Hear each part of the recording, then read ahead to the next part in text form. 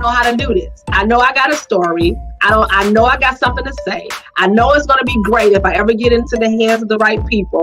But I don't know how to do this. And I am so glad for people like Dr. Kitcha Coleman. My God, she took away all of the stress. That is what makes KishKnows powerful. Because especially me being a first-time author, I don't feel blind. I don't feel alone. If there's ever a question that I have regarding this publishing process, any question I have, Pastor Keisha is available. She makes herself